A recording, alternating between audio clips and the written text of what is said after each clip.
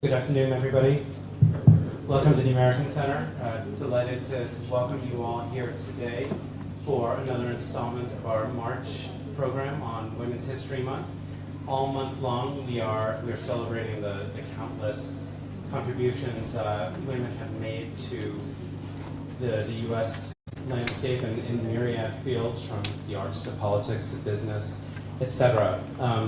Obviously, it doesn't. Anybody who's followed American history or the history of the world knows that we have not always had the most exemplary past in the field of gender equality, and we haven't even achieved where we'd like to be as yet. But we think that there is a value in talking about our journey, talking about how it's taken us to, how long it's taken us to get where we are now, and what we'd like to do to promote enhanced gender equality moving to the future.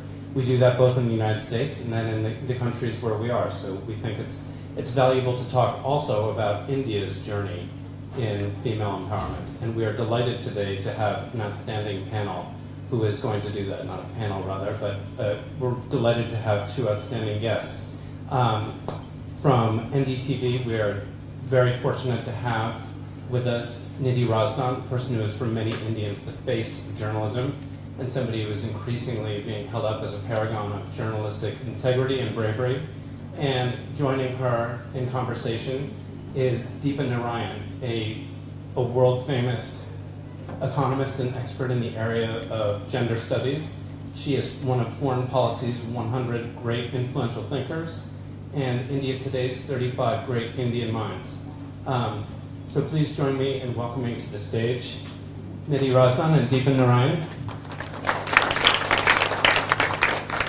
And before we begin that program, I would like to invite the person who is in many ways our organizer today, Preeta Rajaraman, the health attaché from the U.S. Embassy to Delhi, who is going to talk about the Department of Health and Human Services work in the area of gender equality in India.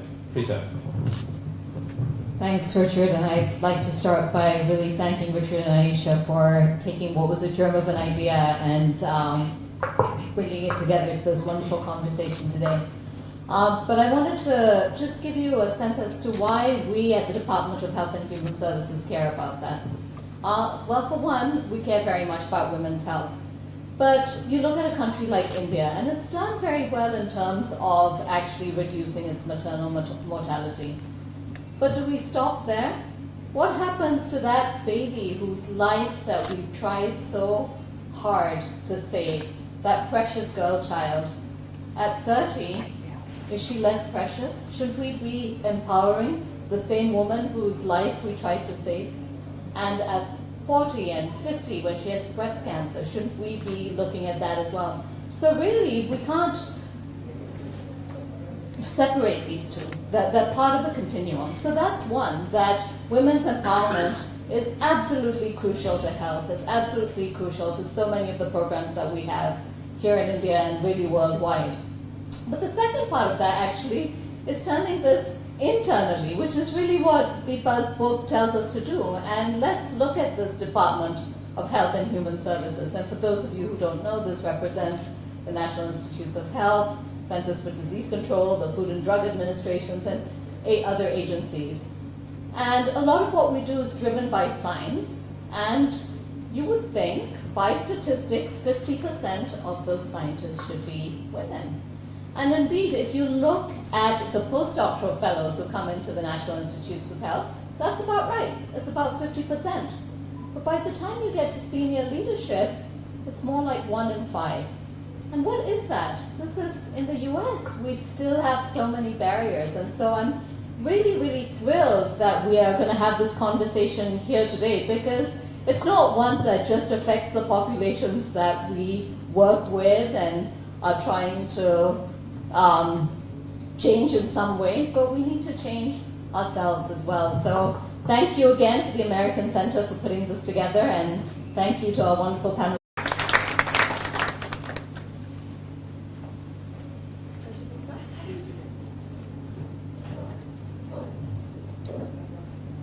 Thank you very much for inviting us to be part of this panel. Thank you to all of you for taking out the time to be here.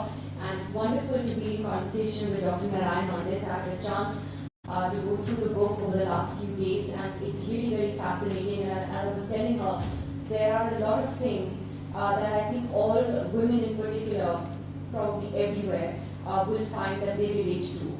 Because this isn't a book that I think only looks at sort of gender inequality, let's say, in various fields, in the workplace, etc. This is something that tells us about our behavior and how we internalize so many things which we think are everyday normal and which actually betray something else completely. And I think that's what I found so fascinating, because I realized I do that too.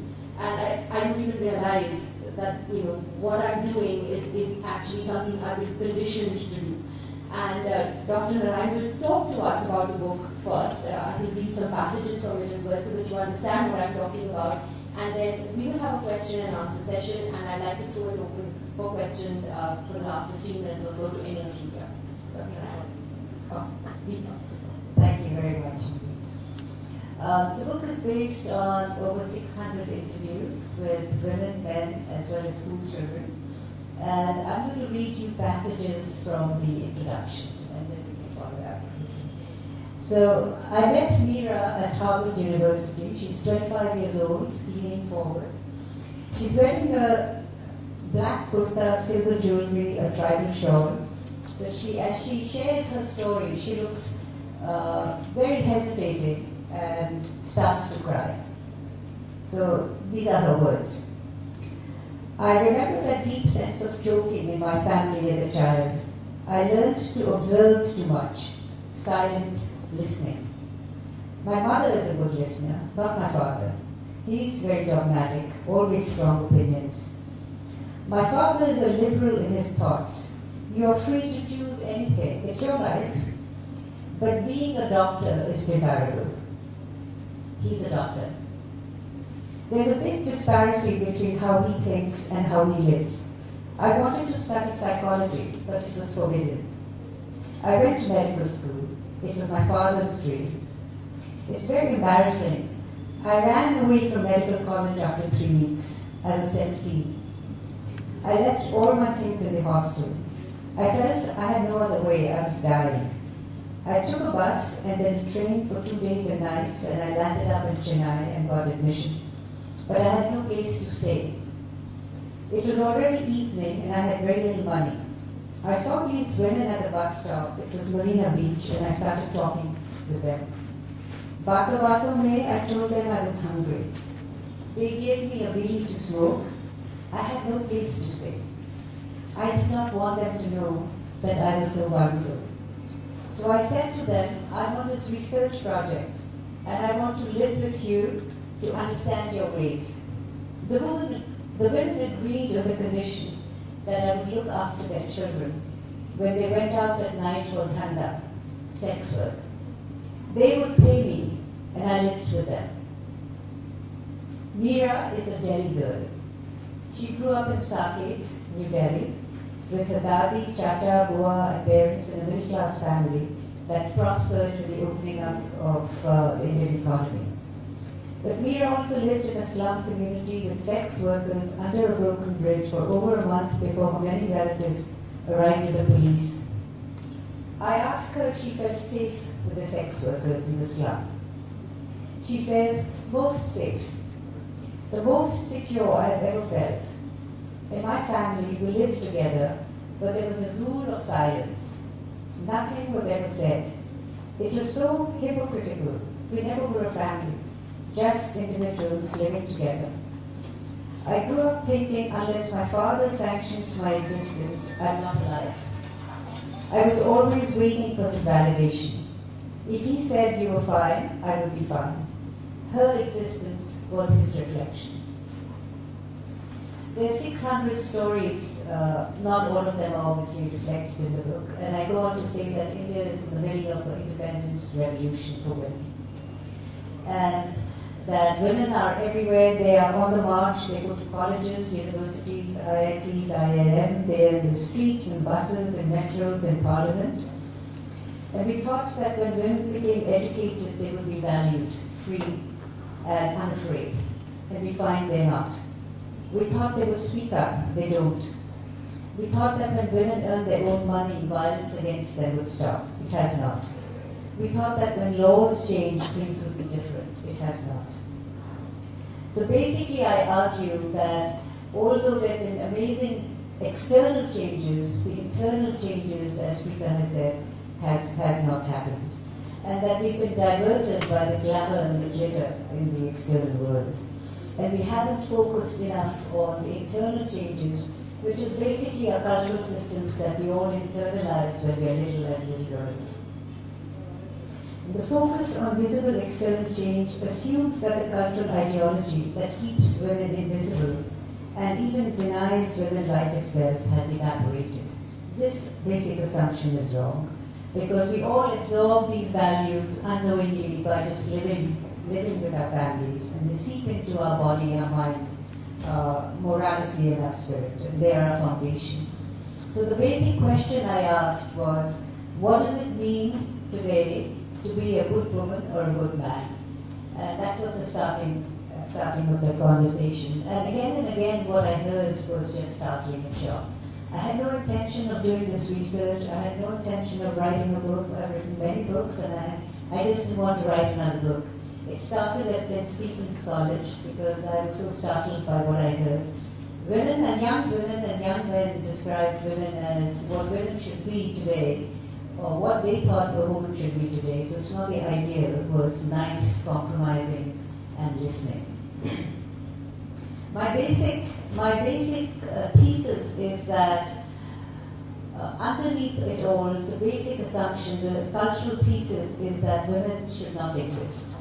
So it goes underneath patriarchy, it goes beyond inequality. So if women are not supposed to exist, what do you do then? So since culture is a big word, I break down I organize the hundreds of different behaviors into 7 habits. And each of these habits, a young girl is trained in, and each of these habits then slice off a part of a woman's self. And so the cultural goal, I argue, is to create girls and eventually women who do not have a strong sense of self.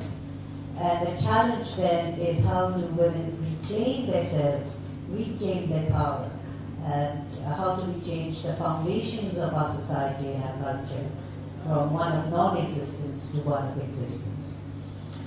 One other thing I'd say is that if you take this internal cultural conditioning into account, all the attempts to steer women towards success, towards leadership, all the attempts to empower women are fighting this internal conditioning. So unless we recognize this, these attempts will not be successful, which then explains the deep and persistent gender inequality across the world. It's not just India, it's across the world, and it's actually in many cases getting worse. I'll stop there. I think that really sets the tone for our conversation, and you've laid out what you think are the essentially bad habits. You call them feminists with bad habits towards the end of your introduction, and you listed out various areas where you think that happens. And I'm going to begin with actually what your first chapter actually deals with, which is the body. And I think that's a very important conversation to have in this country, because you're talking about the fact that from the time a girl is born, this whole conversation about her body is something that is taboo. And as a result of that, we don't discuss sexual violence against women. We normalize things like dating harassment and call it stupid things like eve-teasing, which, I think in the media also we have to stop doing.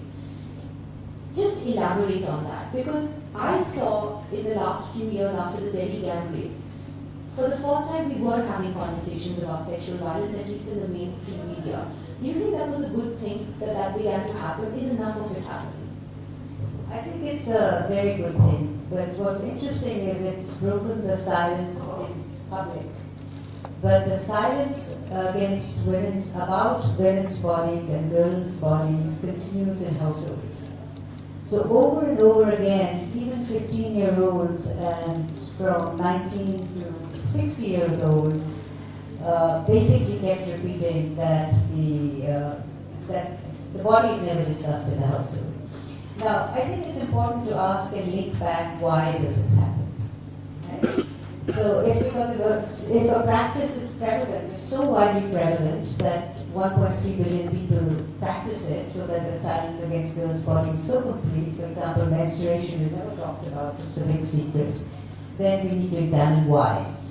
Because once we understand why, then we can change. Then we can change.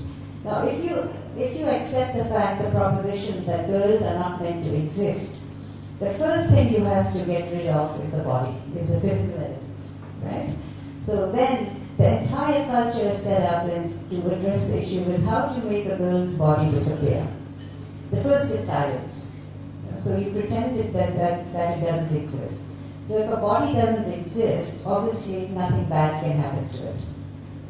If nothing bad can happen to it, why should you talk about it? And if something bad happens to it, it must be the girl's fault. So understanding that logic is very important. So what else happens in our families? You disguise the body with clothing, where you disguise the body in the way women hold their bodies or are taught to hold their bodies. I talk about puberty is a time of great stress for girls and for mothers, and I talk about women. Mothers' main job in puberty seems to be breast management. So girls are taught to hunch so that the breasts don't stick out, and girls internalize this. And women have said that I've seen women who walk so straight that the first thing you notice is their breasts, and that's vulgar. So standing up straight becomes a moral issue or an issue of vulgarity. And let me give you one statistic that given what's happening in families with girls' bodies, I think it's 90% of women dislike or hate their bodies. And this is despite the fact that we all take trouble to dress well, to put makeup. So we look very modern from the outside, but from the inside, it's pretty traumatized. 98% of the women we talk to have been molested. 98%. 95% have never talked about it to anyone, especially to their mothers. Forget the fathers. And most of them, except in 2 cases, mothers said, and mothers also throw their hands up and say, "Itu satu hotai." Don't make trouble. Just keep quiet and get on with life. So this trauma is sitting in women's bodies, and it shows up in many different ways. One, as we talked about, is molestation. The other, I think, very, very important signal is the following. Many girls said, "I wish I was a boy." And this is not girls who, this is not the transgender issue. And many women said, "I wish I was a man." And one woman said, "I wish I could take off my body just like a sari." No man said that. No man wanted to be a woman. It's very telling. I want to talk in that same chapter then about how, as a result of that, women's freedom gets stolen from them. Again, we internalize this as we grow up, that because you're not safe, you shouldn't go out, you shouldn't wear this, don't do that, it's for your own good. And we just grow up thinking that that's normal, and it's across the board. So girls learn very early that something is wrong because nobody's talking about it. And it's my body that gets me into trouble, right? So they start distancing themselves. And girls, because of all the restrictions, internalize a lot of fear. So if you're fearful, you want to be protected, right? So if you want to protect her, the protectors are the men. So if you want a protector, it's helpful if you're liked, right? So your voice starts disappearing. So, and if your voice starts disappearing, your desires start disappearing. So it's all interrelated to, it comes back to the starting point of the body. If you're not sure that you have a house to live in, if you're not sure that your body is good enough, you're not going to have any confidence. So it's all, and then of course, because women can't own their bodies because it doesn't exist, society steps in. And then of course, every loafer on the street has a claim to your body. And even the molestation and rape that happens within families, we pretend everything is, that there's nothing wrong. you've talked about women being bodiless, and then you've talked about women being voiceless, and that's very important, and you dealt with that at considerable length in the next chapter. Don't speak, speak softly. And I think that pretty much sums up what you're trying to say, that, that, as you said, sober is a very Indian usage to indicate someone who's quiet, serious, unsmiling. A sober girl is a safe girl, she's a marriageable girl, she's a model, whose invisibility makes her culturally desirable. And you're right, because, it really does happen in most Indian families, even urban educated families, even today. Absolutely. I interviewed 3,000 rural women, and it's very similar. But we know that, right? And the reason I focus this book on the middle class and the upper classes is that this is about us. It's about our families. It's what's happening in our families. And it's really important that we talk about this, because we're not going to see a safe world for women unless we do so. I'm just going on to look at the chapter on voiceless women. How women are taught to respect and fear men. Good women defer to men. They wait deference. It's true, isn't it? I mean, we grow up fearing our fathers, deferring to our fathers, and then we are kind of conditioned to think that is how we are supposed to behave with our husbands.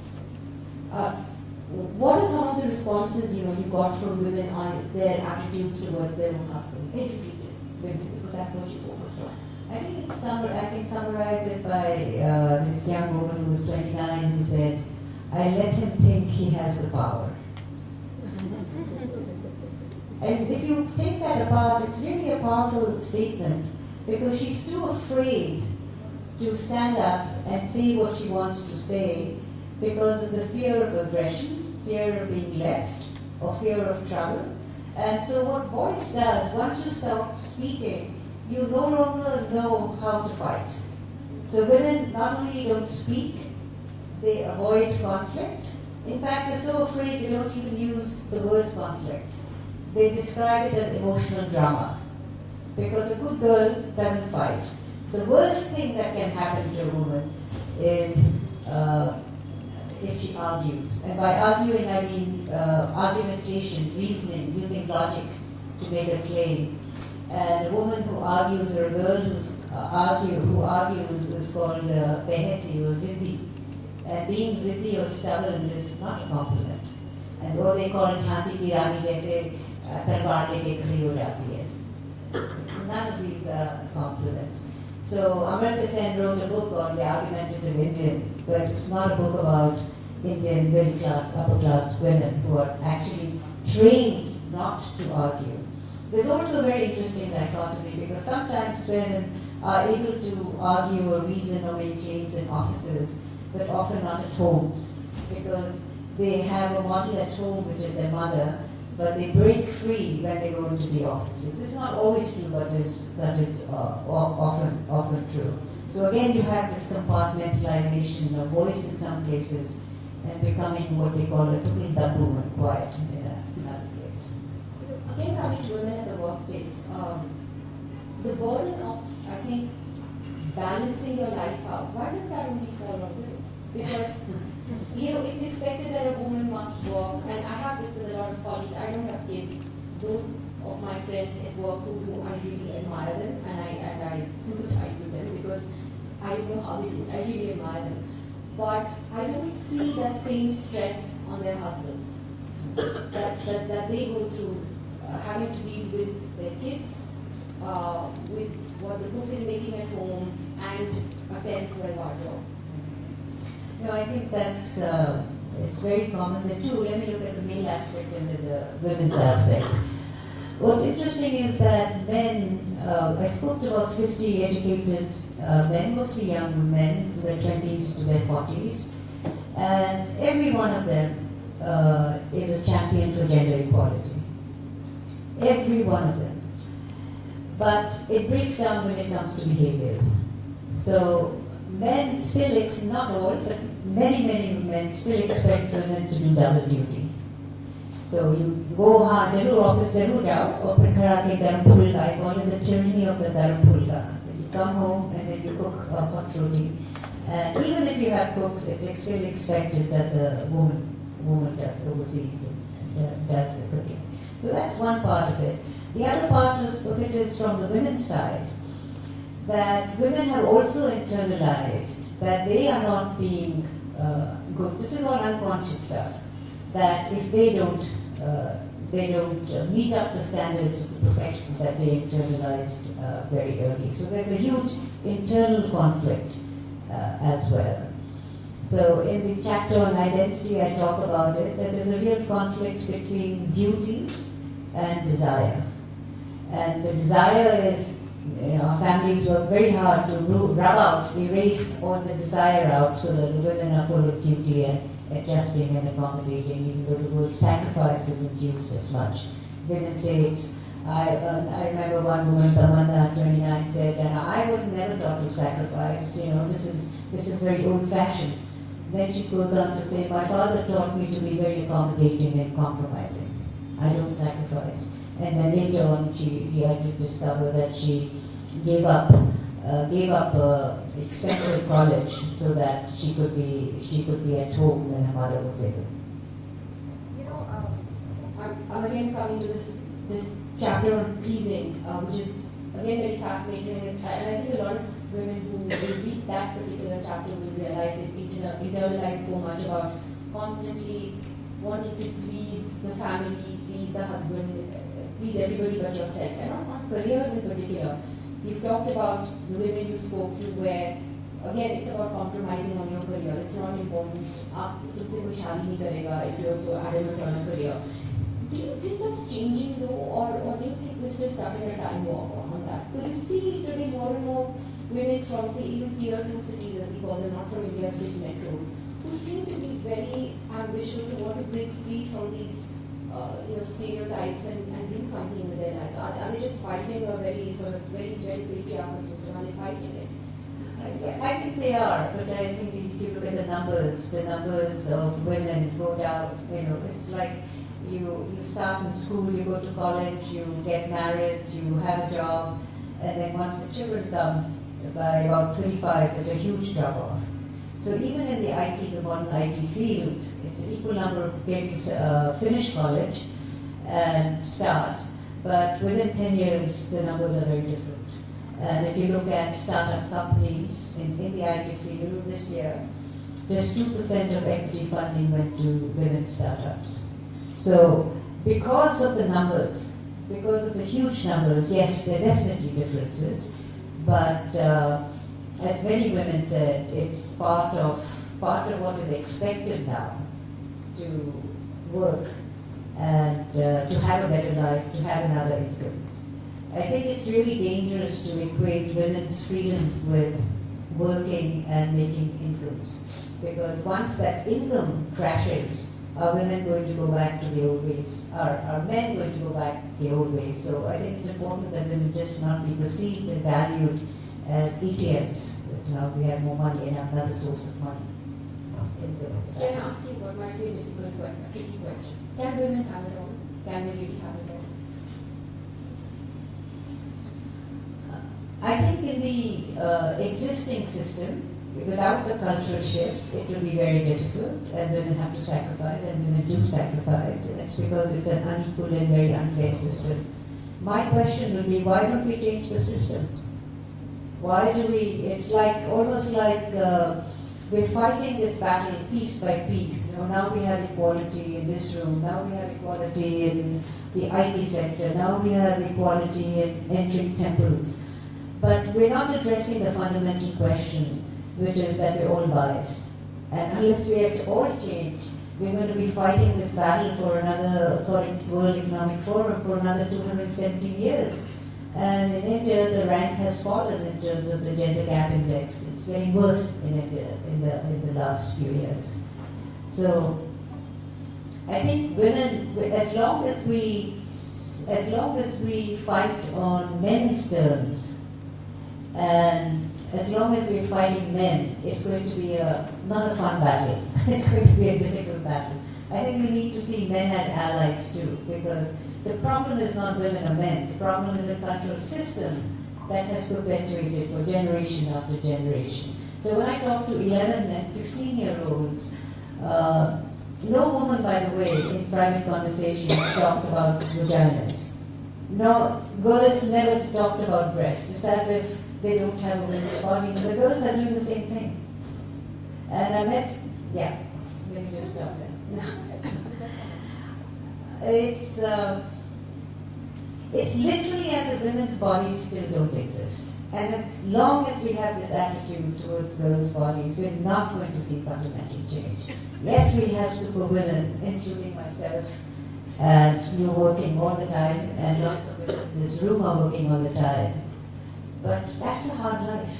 It's fulfilling, but there's a lot of sacrifice involved. On this issue of sexuality, again, a very, very interesting chapter. When you met all these young women and men, how important was virginity when you get married? I mean, is it something that's still considered a virtue? I think the first, there's a lot of defiance and rebellion, and women, educated women, know what to say. So obviously in the beginning, both men and women said virginity is not important. But when we talk about it, for many women, young women, would prefer to save their virginity, and purity and integrity of the body is important for marriage. And but there are double standards. Women say if a man goes around, he says to sher ka bachcha hai. But if a woman goes around, she's a whore. So that's still very, very, very strong. That's all over the world. It's all over the world, absolutely. It's not. That's why I say a lot of what I'm talking about, because my research is focused on India, I really don't talk about other countries, but the echoes are everywhere. I don't think it's different anywhere. You know, you were talking about all of us, many of us here as working women. I grew up in a home where my mother decided not to work and to focus on raising her two kids. And I have a lot of respect for her for doing that. She made a choice. And I wonder whether feminists today respect that choice that women often choose to make, which is to stay home and consciously choose to bring up their kids. I mean, I have a friend who worked with me in television for more than 10-15 years. Her daughter was born, and she just took a conscious. She said, I can't handle it. I don't want my kid to grow up with a nanny. Her second daughter was born. She keeps writing, but it's something she's chosen to do, and she's a terrific mother, and it's her choice to make. Do you think we value that enough, and we recognize that enough?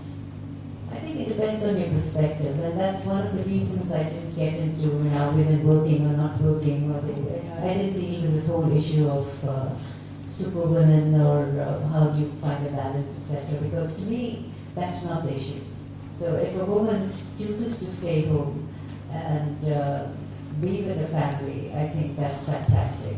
So it's not about what a woman chooses to do with her life. It's not about, to me, it's not about working in employment. Because to me, the ideal, frankly, would be to have a man who had a lot of money and I never had to work or struggle ever. As long as I made all the choices, or at least many of the choices about what I wanted to do with my life, it's pretty fantastic. But I think on the other hand, for women who've never been outside their home, who've never been allowed to talk or express an opinion or be listened to, it's very valuable to get out of the house into another world and see that they have talent, that they have skills, and people actually value them. And that's why I think there's such a rush to work, to get out of the do's and don'ts and the restrictions. I think that I counted the number of, there are more restrictions and rules for a girl than for a cow or a dog. Well, that's probably true. I want to talk about marriage and divorce. I see, this is a part I actually missed, but I'm seeing it here when you talked about single women and the shifts that are taking place. I just want to get your reflections on that, because we are seeing divorce rates going up. And there is a reason, obviously, that urban Indian women in particular are choosing to walk out of bad marriages. It may not be as high as the West, certainly, but the numbers have gone up. And why do you think that's happening? Is it just economic independence? Is it some other exposure? What is it that's giving them? I think parents are beginning to wake up too. not as much as we would like them, but I think that's a definite. So women are still being told if there is abuse to, try a bit harder. And so women try for 1 year, 2 years, and 3 years, and sometimes even So, but eventually when a young woman says, I can't handle it, I'm going to get killed off, or I can't handle it, parents come around and bring her back. That's definitely different. But on the other hand, there are also lots of cases where women still, these are women, one of them was, in fashion design. She kept staying in the family, and the family only found out that there was abuse when she ended up in the hospital with a broken nose.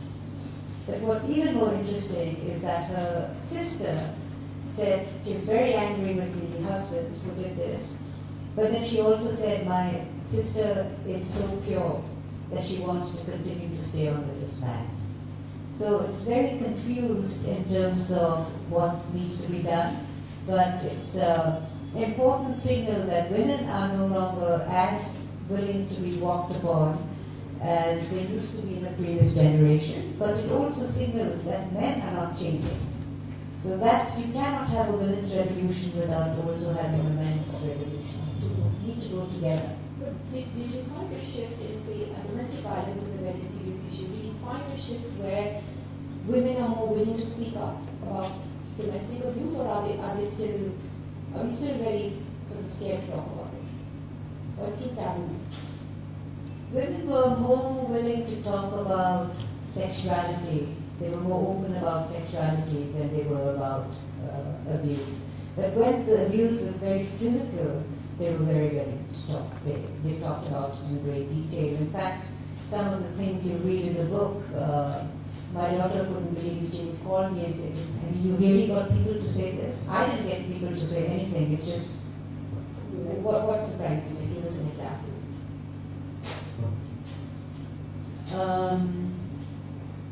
It's almost embarrassing to. Please read it in the book. It's not a pretty scene. There's a lot of sexual abuse. There's a lot of course, physical and emotional abuse, and it's hard to read. So I'd rather not. We read it for ourselves. Please buy the book.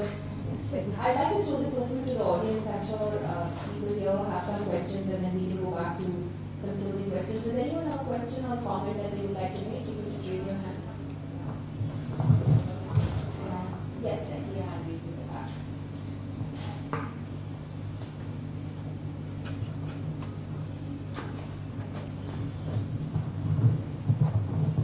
No, madam, in the Western countries, the women's movement is a grassroots movement, whereas in India it's been encouraged by the elites. So it's not a genuinely democratic movement, and we suspect that it was sort of encouraged to thwart the movement of the OBCs, the backward classes. The idea was to, increase the opportunities for the dominant castes and, in a way, thwart the OBC movement. So how do you look upon this point?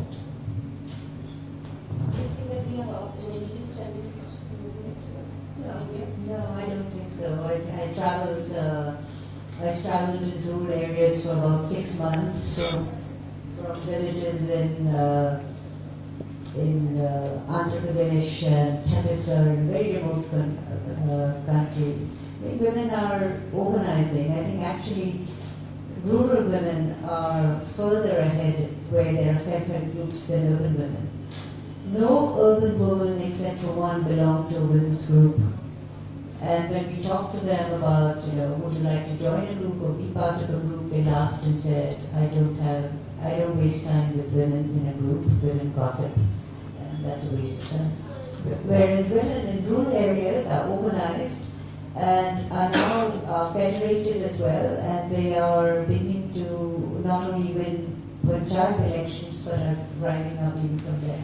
So I don't quite agree that it's an elitist movement. There's always a spark, and it really is whether women organize or not. Because once they organize, once there's collective action, then there's force, momentum behind it. Dr. Narayan, thanks very much for writing the book, and I look forward to reading it. I'm from Hong Kong, and I'm doing research on this issue of Indian women having, had to always be quiet. And one of the things I've asked for a long time is the role of religion in perpetuating this or not. And I'm curious about your thoughts on whether, and I'm going to use Hindu women because that's what I am, have been confused about the role of women, because on one hand they're these great Indian goddesses who are supposed to be all-powerful, and on the other hand we have this culture that's quite oppressive. So what are your thoughts about the role of the Hindu religion in helping this or not? Thank you. I think the Hindu philosophy and thought is so encyclopedic that you can find support for just about anything that you want. I think what's clear is that even amongst the Hindus, that if you read old poems, sacred poems, they're odes to Parvati's full body, womanly body form, her breasts, her thighs.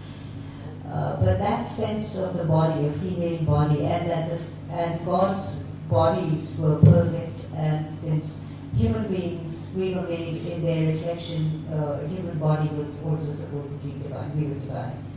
But now there's no notion of sacredness. Women's bodies are to be a plaything. So it's much more profane now. I don't know enough about the study didn't really delve into are Christian women different from Sikh women versus, so I wouldn't be able to really answer that in a more thorough way. I think the gentleman in front in the picture, I in the light picture. Dr. Deepa, in some of the sex workers, they demand that it should be legalized. We are being exploited. The middlemen or police, they take advantage. And most of part of the world, whether it's legalized and they pay tax also. Do you think it will make a fate different? It's a very good question. I think if you accept the principle that a woman's body is her own, then she should be able to do what she wants with it. And the fact that sometimes their body is the only thing that they trade, that I would agree completely that I think prostitution or not even the word is wrong, that a woman should be legalized. And the evidence is very clear. When things are legalized, then the illegality around it and the abuse goes down. I'm not sure what would happen to trafficking of women, which is also a huge, huge problem. Hi, my name is Parul. So I'm a PhD scholar at the Department of Education, Delhi University. As a part of my work, I worked with children and young people in schools and out of school contexts on ideas of gender and sexuality. So I don't know if I've really understood this correctly. It could be wrong, but this whole idea of women or children being voiceless sounds a little unfair, because as a part of my research also, we've had young women or children come out and talk about bodies, breasts, vaginas, designs, violence, things that are real to them, things that form a basis of the context that they're a part of. So we've seen in our research that it's a matter of creating spaces for them to be able to put their voices forth.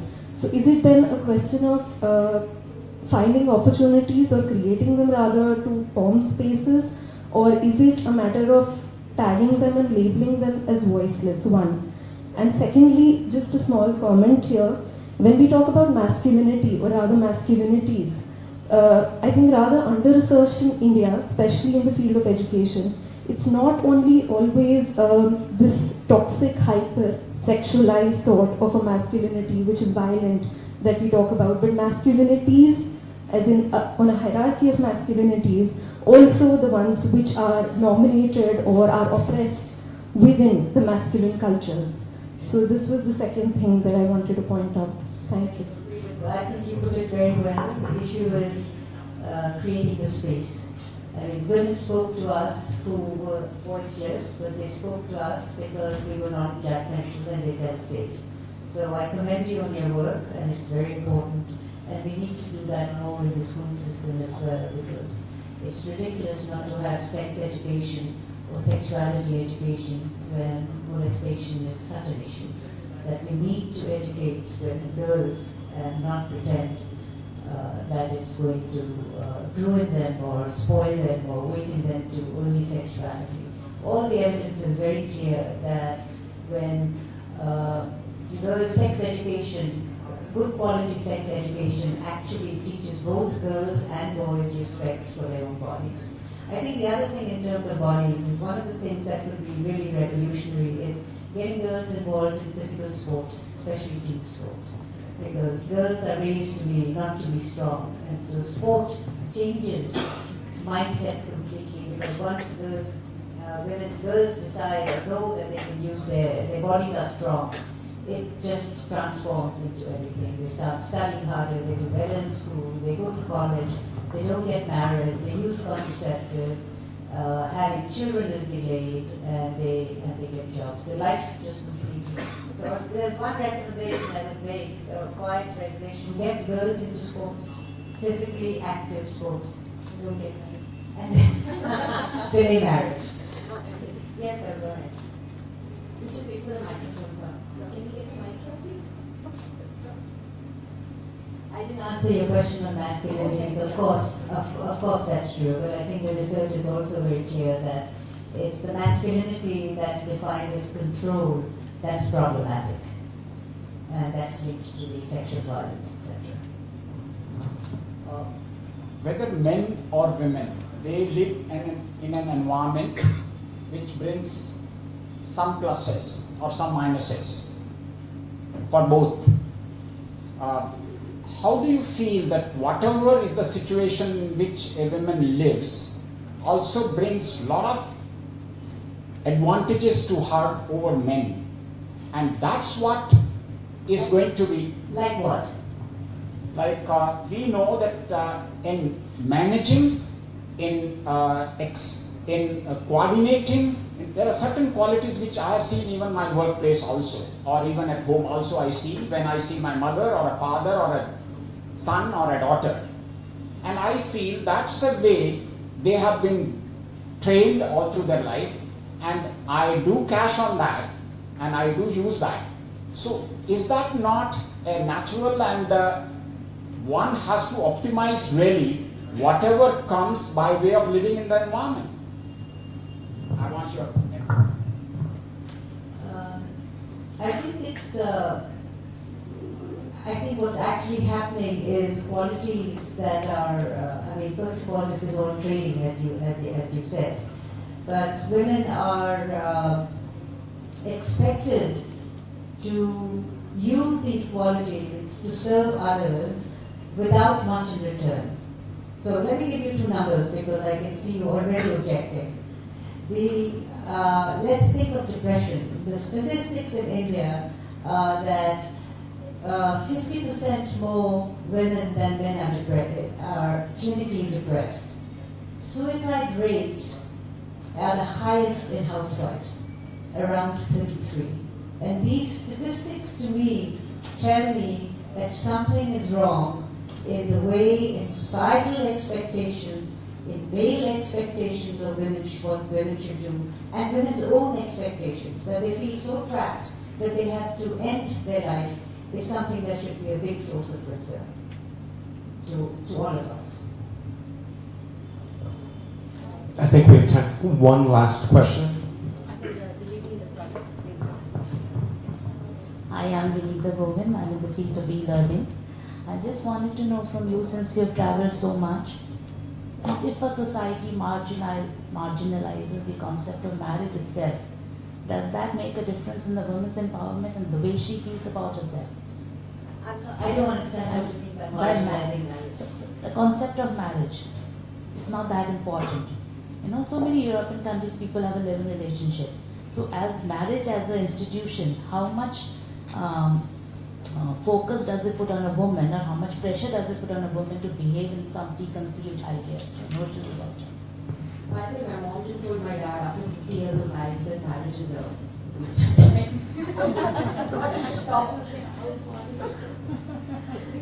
Why are we doing